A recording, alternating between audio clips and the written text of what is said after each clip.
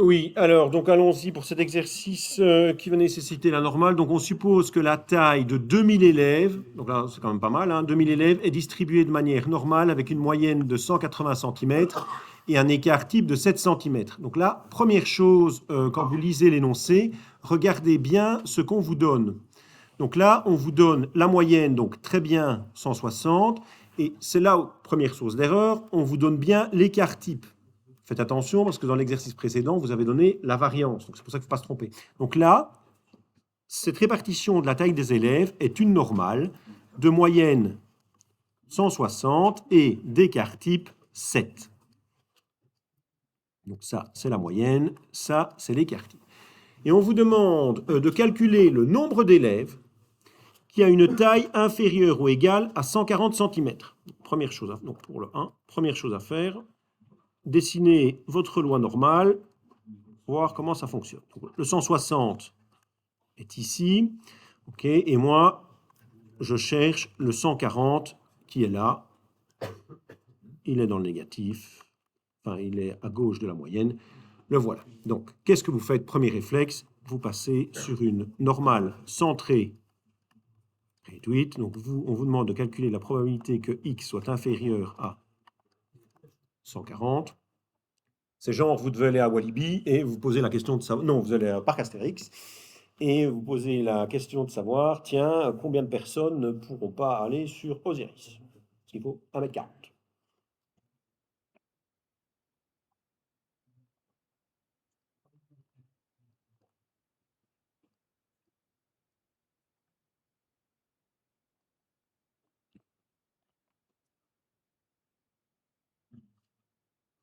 Donc, vous faites 140 moins 160 et vous divisez ça par 7 et nous arrivons à moins 2,86. Moins 2,86.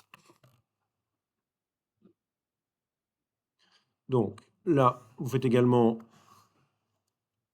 un petit plan stratégique, hein, pour voir ce que vous allez chercher réellement. Donc, moins 2,86, vous ne l'avez pas comme ça dans votre table, mais ça va être égal à cette surface-ci,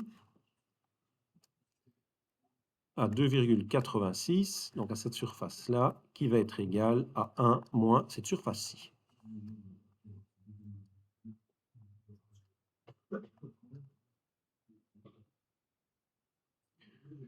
Voilà, donc Angel, si vous pourriez-vous avoir la gentillesse de me calculer la valeur à 2,86, s'il vous plaît?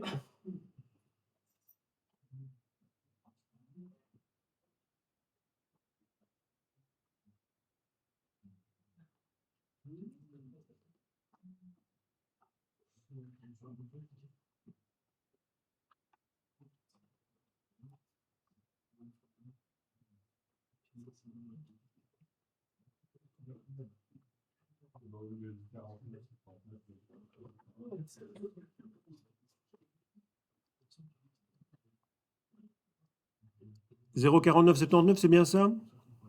Merci. C'est confirmé?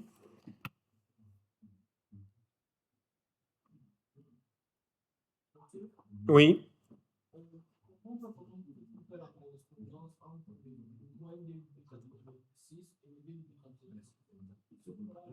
Moi, ce que je cherche, c'est la surface assurée. Vu que c'est une fonction qui est paire, c'est une fonction miroir, et donc voilà. Et vu que c'est une fonction miroir, c'est pour ça que la table se résume au minimum, hein. Il ne sert à rien de se gratter pour se faire rire, hein.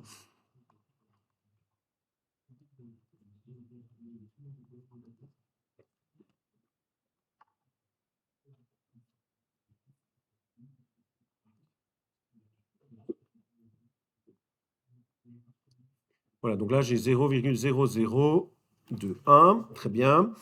Et donc, vu que ça c'est la probabilité que j'ai, hein, donc mon nombre de personnes,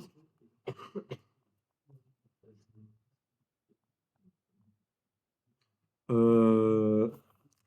sont inférieures ou égales à 140 cm, ça va être égal à 0,0021, que je multiplie par le nombre d'élèves que j'ai, donc j'en ai 2000.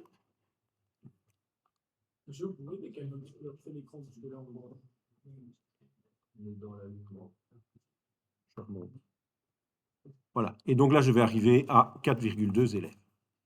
Donc je m'attends à... Je devrais en avoir plus ou moins 4 qui sont dans le plan. Alors j'aurais peut-être 5, hein, mais c'est peut-être... ou j'aurais peut-être 6 ou 10, même. C'est très peu probable que j'en ai 10. Mais c'est très peu probable que je n'en ai aucun.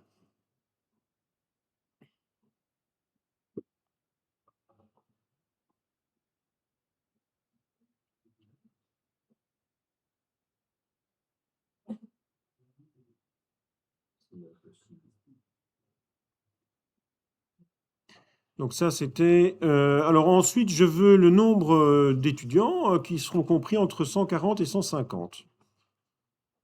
Donc le 2, c'est je veux la probabilité que X soit compris entre 140 et 150. Non, non, les quartiles, c'est 25% de la population, 50% de la population.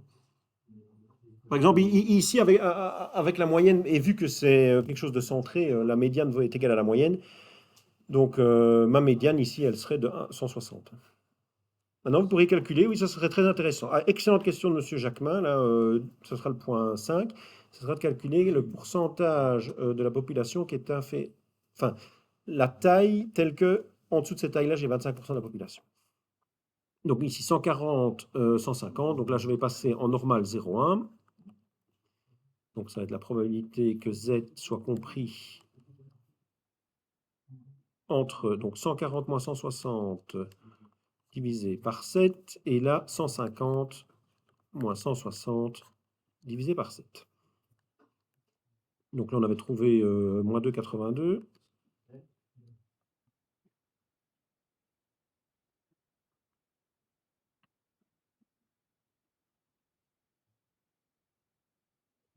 Et 1,43.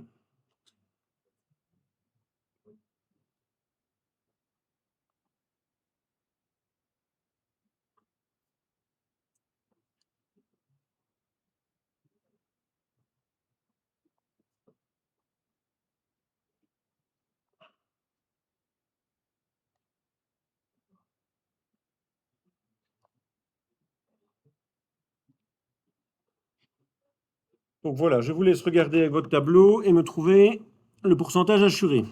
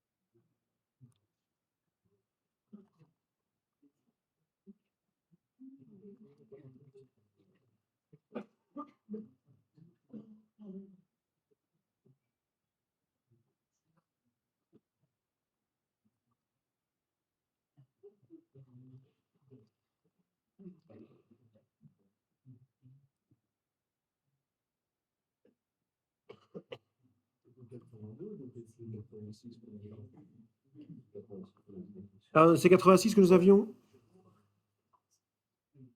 Merci.